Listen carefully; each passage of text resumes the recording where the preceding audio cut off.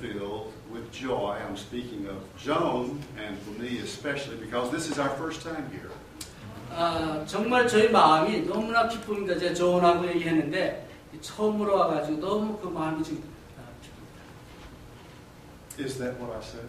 I guess so. I have long said in recent years that of all of the hundreds, even thousands of students at Freed-Hardeman that I have been blessed to teach, 제가 프리드 하르드맨에서 아주 수백 명, 어쩌면 수천 명의 학생들에게 이제 설교를 하고 가르치고 그렇게 해왔습니다. that my students from Korea are the absolute sweetest students, and I love them. 그 중에서 많은 코리안 스튜던트, 한국 학생들이 있는데 너무나 아주 참 스윗하고 참 너무 귀엽고 아주 좋습니다. And one reason I love them is they all make A's. 제가 제일 좋아하는 이유 중에 하나 뭐냐? 다 A를 맞는데요. So before we came, we knew that we would love you, and we do. 그래서 여기 오기 전에 처음 왔지만 오기 전에 이미 참 여러분들을 저희들이 좋아했습니다. There is a reason why that we are calling the series this weekend God's Wisdom for the Family. 이번 주말에 우리가 다루는 제목이 참 하나님의 지혜, 가족을 위한 하나님의 지혜를 정한 이유가 있습니다. Because see, the basic issue that Brother Ron has discussed and that we're going to continue is the difference in God's wisdom, which is eternal, and man's wisdom, which is not. 이제 브라더 란이 조금 전에 얘기했지만 그 하나님의 지혜는 영원한 그런 그 지혜고 사람의 지혜, 세상의 지혜는 그렇지 않은 거예요. I want you to notice this verse that is on the screen. 이제 스크린에 나와 있는 성경 구절을 보시길 바랍니다. This distinction between the wisdom of God and the wisdom of man has always been with us, really, all the way from the Garden of Eden. 이제 하나님의 지혜와 사람의 지혜의 문제는 에덴 동산에서 그때부터 계속해서 있어왔던 그런 문제입니다. You see, Paul is saying that we are not here with a wisdom of this age, nor of the rulers of this age who are passing away, but we speak God's wisdom. 이제 사도 바울은 고린도 교인들을 향해서 우리가 말하는 이 지혜는 이 세상의 지혜가 아니요, 또 이 세상에 없어질 관함의 지혜도 아니다라고 그랬습니다. That is why we are here, and that is why that you have come. 그 이유로 오늘 우리가 같이 모였고 또 그 이유 때문에 저희들이 이렇게 멀리서 왔습니다. Now this wisdom, Ron addressed the idea of one of the problems is understanding our roles in the family. 이제 이 지혜는 뭐냐? 우리 브라더 란이 말한 것처럼 이제 가족 간의 가족의 그 일원의 롤, 역할이 지금 뭔가 잘못돼 갔어. Well, he's good. 좋습니다. And he agrees. 예. Let's go to the next slide. There is another passage we're going to be looking at a lot this weekend. And let's turn now to Ephesians chapter 5, where first we're going to talk about the first of four roles tonight. And then we will develop this theme all through the weekend. But tonight, an overview of husband, wife, parent, child. 이제 오늘 이번 주말에 우리가 다루고자 하는 그 내용들이 쫙 있는데 오늘 저녁에는 에베소서 5장에 있는 남편, 아내, 자녀, 부모 이 네 가지 대해서 다루기로 합니다. All right. In Ephesians chapter 5, beginning with verse 22 and continuing through the end of the chapter 33.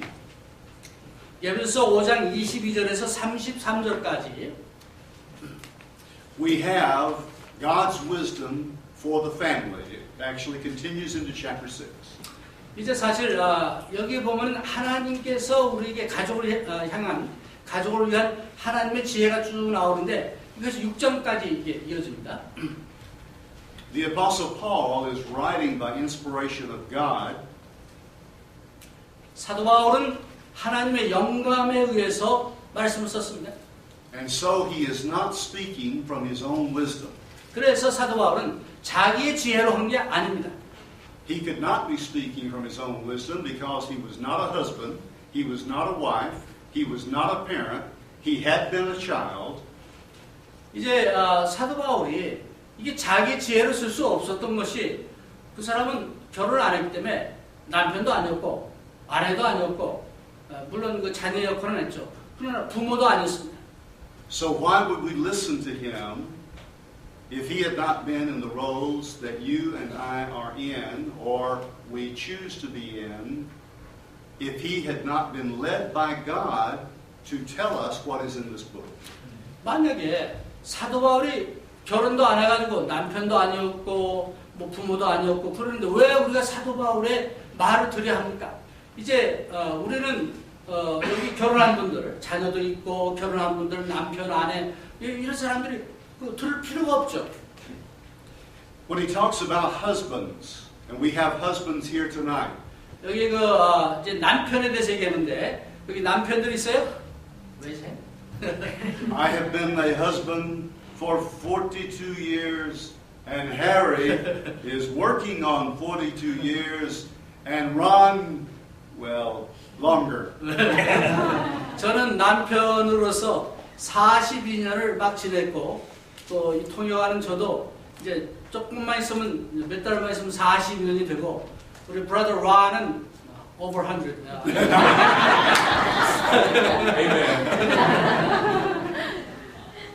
I would speak for the three of us, and I'm sure others, it is our happiest role. 이제 우리 세 사람을 대변해서 말하는데 정말 남편의 역할을 맡게 되면 얼마나 참 귀하고 좋은지 모릅니다. On the screen you see the two different areas that Paul addresses for those of us who are husbands or who shall be husbands. 이제 사도 바울이 두 가지를 얘기했는데 앞으로 남편이 될 사람 또는 남편이 된 사람에 향해서 말씀을 하고 있습니다. Verses 22 through 24, he tells wives that they're to be in submission to their husbands, but what this says about the husband is he is to exercise dominion, that is leadership over his family. 이제 22절에서 24절에는 그 부인들이 남편에게 순종하고 복종하기를 얘기하고 있습니다. 그런데 거기서 남편의 역할은 뭐냐? 그 가정의 리더로서의 그런 역할을 하라고 말했습니다. One of the crises to which Ron mentioned was a crisis in male leadership. Amen? 이제 란이 얘기한 대로 오늘날 문제가 뭐냐? 이 남자의 역할을 제대로 못하고 있는 거죠. God says that man is to provide for his wife and for his children, and that he will be held accountable as to how he fills this role. Accountable before God. 이제 하나님의 말씀은 성경은 말하기를 남편은 그 아내를 위해서 자녀를 위해서 provide 이게 마련해주고 하는 그런 책임이 있는 거예요. 그래서 그런 역할을 감당함으로써 하나님께서 맡겨준 그 책임을 감당합니다. The word dominion is not to be confused with domination. It is to reveal leader. 이제 여기 그 남편에게 복종하라라고 얘기했는데 거기서 그 잘못 이해를 하면은 뭐 남편은 그 아내의 머리가 되고 뭐 남편 이게 되는 게 아니고 리더십 그 리더로서의 역할을 하도록 말합니다. In the New Testament, there are at least 4 reasons why man is given this responsibility. 신약 성경에 남자가 이 책임을 맡게 한 것은 네 가지 이유를 얘기하겠습니다. Number one, man was created first. 첫 번째는 남자가 먼저 창조됐습니다. Number two, woman was the first to fall into sin. 두 번째는 여자가 죄를 먼저 범했습니다. Number three, woman was taken from the man. 그 다음에 세 번째는 하나님께서 여자를 남자에게서 이렇게 만들었죠. Then number four, in 1 Peter 3:7, there is a distinction between husbands as the stronger vessel of God and wives as the weaker vessel physically, certainly not mentally, physically than her husband. 베드로전서 3장 7절에 보면 여자가 남자보다 physically, 멘탈리는 아닌데 physically, 육체적으로 심히 약하게 그렇게 창조하셨다 했어요. And so, the Bible, the wisdom of God says, men lead. 그래서 성령은 남자들에게 리드하는, 인도하는 책임을 주셨다. It does not mean that woman is not a leader as well, especially in the home. 이제 그 의미가 여자가 가정에서 리더 역할을 하면 안 된다, 그건 아니죠. But our model is Christ is the head of us, the church. 우리의 그 모형은 뭐냐, 모델은 뭐냐, 그리스도가 교회의 머리입니다. Christ is the head, we are the body, the husband is the head of his family, the body serving under God. 이제 그래서 그리스도가 교회의 몸인 것처럼 남자가 여자들의 머리가 되어서 우리가 같이 하나님을 섬기도록 이제 만드신 거죠. But out of all that he says about leadership, he says much more about devotion. 그래서 이 리더십을 얘기할 때 그 하나님께 헌신하고 섬기는 그런 목적으로 그걸 주신 겁니다. Verse 25, husbands love your wives, husbands, wives, love your wives as Christ loved the church and gave himself up for her. 25절에 남편들아 아내 사랑하기를 그리스도께서 교회를 사랑한 것처럼 그렇게 목숨을 내걸고 사랑하라 그랬습니다. There is not a wife anywhere on this planet who would not love to be loved by her husband like that. 아마 이 땅에 아무 어떤 와이프라도 이런 사랑을 받기를 원하지 않는 부인은 하나도 없을 겁니다. So man as leader is to provide leadership in the role of husband of how to love the one who is your wife, the one who is your mate. 그래서 이제 정말 하나님께서 남편에게 그 아내를 이렇게 사랑하고 인도하고 또 어떻게 살아갈 것인지를 여기서 지금 얘기하고 있죠. How does a husband in the wisdom of God love his wife? 이제 하나님의 지혜 가운데서는 남편이 아내를 어떻게 사랑하라 했냐? How does Christ love the church? 그리스도께서 교회를 사랑한 것처럼 사랑하라 그랬습니다. Number one, Paul says in that very verse, husbands, love your wives sacrificially because Jesus gave himself for the church. He loves the church right to this moment sacrificially. 이제 첫 번째는 어떻게 살 거냐? 그리스도께서 정말 교회를 위해서 목숨을 버린 것처럼 희생적으로 마지막 순간까지 희생적으로 사랑하라. As a young man, I was advised once upon a time by a much older man in the church. 제가 아주 젊었을 때 저보다 나이가 많으신 분이 저에게 충고를 해줬습니다. To always remember that marriage means that you give and take. 그분이 말하기를 결혼이라는 것은 give, 주고 받는 것이다. I asked him, what does that mean? 그래서 그분에게 말하기를 그게 무슨 뜻입니까? Give and take. give and take, 주고 받는 건 뭡니까? He said, it means you give her what she wants and let her take what she wants.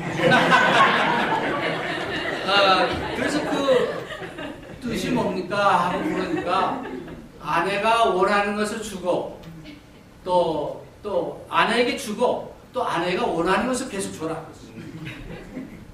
Sacrifice means we do not always get our way.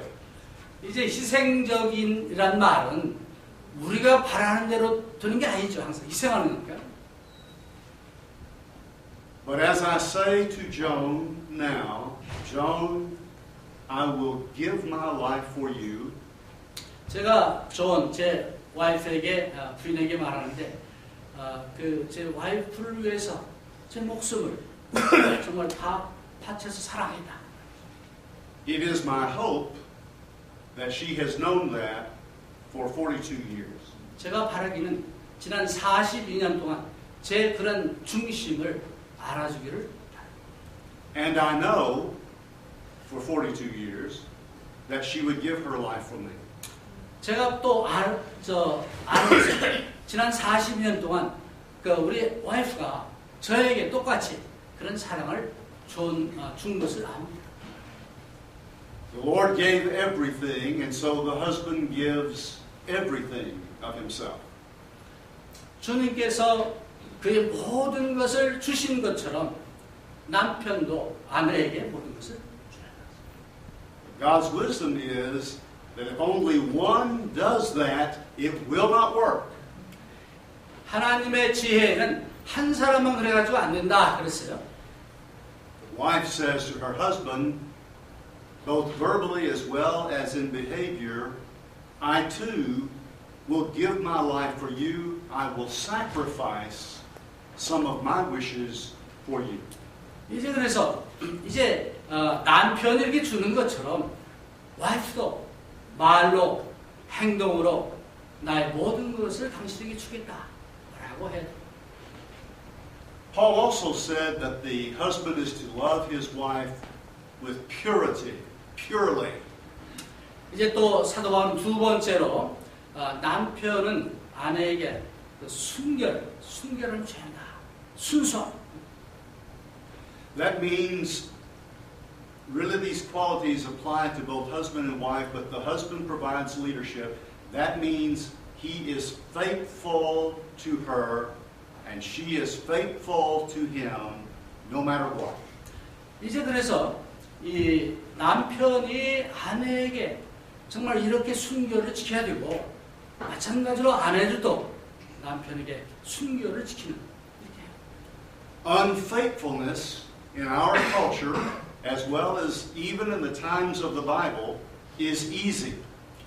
이제 정말 그 순결을 지키지 않는 것은 옛날이나 성경 시대나 지금이나 쉽죠, 너무나. But it will never be right. 그러나 그때나 지금이나 이것은 옳은 게 아닙니다. No matter how our culture will justify supposedly a new morality. 이제 오늘날 도덕적으로 얼마나 바뀌고 그렇든 간에 이것은 옳지가 않습니다. It really will only be the old immorality that has existed from really the beginning. 이 도덕 기준은 처음부터 그때도 옳았고 지금도 옳았고 변할 수가 없습니다. There was a little boy in Sunday school class studying the Ten Commandments. 이제 주일학교 어린아이가 10계명을 이제 공부를 하고 있었어요. There was one he did not understand, and on the way home from church he asked his father, "Dad, what does it mean, thou shalt not commit agriculture?" 이제 그 아이가 집에 가면서 10계명 중에서 이해가 안 되는 게 있어요. 그래서 아버지한테 묻기를 그 10계명 중에 그 어그리컬처라는 게 뭐냐? 그게 농업이죠. 농업이라는 게 뭐냐라고 물었습니다. The father said, "Son, that means you do not plow in another man's field." 그러니까 아버지가 아들에게 그거는 다른 사람의 밭에다가 농사를 짓는 게 아니다. 그런 뜻이라고 했습니다. You see in verses 26 and 27 of this text, Paul says, the church is pure in its relationship to Christ because Christ is pure, and we have been washed with the water by the word. 26절, 27절에 보니까 교회는 깨끗해야 한다, 순결해야 한다 그렇습니다. 왜? 우리는 하나님의 말씀으로 깨끗하게 됐기 때문에 라고 얘기하고 있습니다. When we are baptized into Christ, we are forgiven of all of our sins and we are pure in His sight. 우리가 세례 받을 때 우리는 예수 그리스도의 피로 우리의 모든 죄를 사함을 받았습니다. 그래서 하나님의 보시기에는 우리는 피요합니다. And so as the church is pure in its relationship to its bridegroom, Christ, so is husband and wife pure with each other. 그래서 교회는 신랑된 예수님에게 순결해야 되는 것처럼 남편은 또는 아내는 남편에게 또 아내에게 이런 순결함을 지켜야 합니다. Then in verse 28 he says that we also are to love each other with compassion. 28절에 보니까 피차 서로 열심히 사랑하라 그랬습니다. When I married, I thought that I knew a whole lot about women because I have 5 older sisters. 제가 결혼할 때 저는 여자에 대해서 다 잘 안다고 생각했어요. 왜냐하면 제가 위로 누나가 5명입니다. Evidently, I did not know very much about women because early in our marriage, Joan buys me a book titled What Women Wish Men Knew About Women. 그런데 아마 제가 잘 몰랐던 것 같아요. 저는 잘 안다고 생각했는데 저희 와이프가 결혼하자마자 그 부인이 남편에게 바라는 것이 뭐냐라는 제목의 책을 선물로 줬습니다. And I learned a lot because it is impossible for man to really know what it is like to be a woman, and it is impossible for a woman to know what it's like to be a man. 사실 우리가 정말 남자로서 그 여자의 바라는 것을 잘 모르죠. 또 마찬가지로 여자도 남자가 진심으로 바라는 걸 잘 알 수 없습니다. Now, ladies, I know that you think you know what it's like to be a man, but may I re-emphasize, you do not know what it's like to be a man. 우리 자매님들에게 얘기합니다. 여러분은 남자들이 어떨 것이다라고 안다고 생각하지만 사실 몰라요. As the husband needs to be on his knees often in prayer to God in how to be a husband, 이제 남편도 정말 어떻게 좋은 남편이 되기 위해서 하나님께 기도해야 됩니다. 필요합니다. so is he on his knees in prayer in behalf of his wife, and she prays for him as her husband. 그래서 남편이 자기가 좋은 남편이 되게 해달라고 기도하는 것도 필요하지만 부인도 남편을 위해서 좋은 남편이 되게 해달라고 기도를 해야 됩니다. So verse 28 says, husbands, love your wife as your own body. He who loves his own wife loves himself. 28절에 보니까 이같이 남편들도 자기 아내 사랑하기를 제 몸같이 할지니 자기 아내를 사랑하는 자는 자기를 사랑합니다. Compassion means that you see someone in need and you do what is necessary to meet the need. 이 컴패션이라는 말이 나오는데 우리 한국 성경에는 번역이 안 돼 있어요. 이 사랑이라고 번역했는데 이것은 뜻이 뭐냐? 어떤 사람을 볼 때 그 사람의 필요한 것을 보고 아는 거예요. 그래서 그것을 채워주려고 하는 그런 마음을 얘기합니다. So, marriage is a lifelong enterprise of two people learning more and more about each other and how to meet each other's needs according to the wisdom of God. 그래서 결혼이라는 것은 단기간이 아니고 평생 동안 이어지는데 피차가 서로 남편으로서 아내로서 알아가고 또 발전하고 하는 것이 결혼입니다. 그 지혜를 어디서 오느냐? 하나님의 말씀, 하나님의 지혜를 통해서 배우는 겁니다. It includes caring. 돌보는 거죠. It includes communication. 서로 소통하는 겁니다. Even though wives may use more words than men, 아내들이 남편보다 말을 훨씬 많이 하긴 하지만 understanding that men must open their hearts and express themselves with their wives. 그걸 이해한다 하더라도 남편이 마음을 열고 정말 더 이렇게 그 아내하고 소통하고 대화하기를 이제 노력을 해야 한다는 겁니다. So compassion means caring, compassion means communication, and compassion means cherishing. 이제 그래서 compassion이라는 그 뜻은 뭐냐? 정말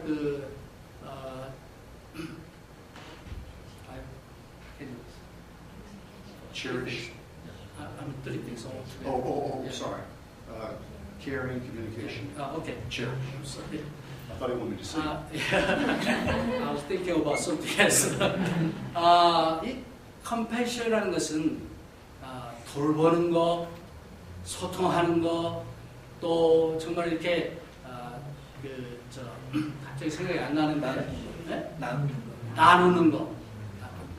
오케이. 네. All right. The unfolding of life provides opportunities for us to experience all of these in growing older and raising children, and going through problems and difficulties, but also enjoying the great joys that God gives us. 그래서 그 인생을 우리가 살아가면서 정말 미래에 이런 것을 정말 서로 알아가고 또 자녀도 키우고 또 뭐 등등 이런 거 이제 이렇게 하면서 우리가 배워가고 발전해 가는 겁니다. And then he says, if you are to love as Christ loves the church, that you will love continuously. 그 다음에 여기 주께서 교회를 사랑하는 것처럼 계속해서 사랑하라고 말했습니다. He goes back to the Garden of Eden when God created man and woman in his image. And he says that man shall leave his father and mother and cleave to his wife, and the two shall become one flesh. 이제 그 뒤에 말하기를 이제 에덴 동산으로 돌아가서 남자와 여자를 하나님이 창조하셨죠. 그래서 남자는 자기 부모를 떠나서 둘이 하나가 돼가지고 서로 이제 사랑하고 나누고 뭐 그렇게 하라고 말씀한 겁니다. Two people leave parents and cleave to each other. 이제 두 사람이 부모를 떠나서 둘이 결합하고 And weave two lives into one life. 그래서 두 사람이 하나가 된 거죠. Now imagine if everyone in the world would adopt the wisdom of God. If everyone in the world would adopt the wisdom of God. 만약에 세상에 있는 모든 사람들이 하나님의 이 지혜를 받아들인다면 There would not be the word divorce in English or Korean. 아마 그렇게 한다면은 영어로든 코리안 한국말로든 이혼이라는 말이 없을 겁니다.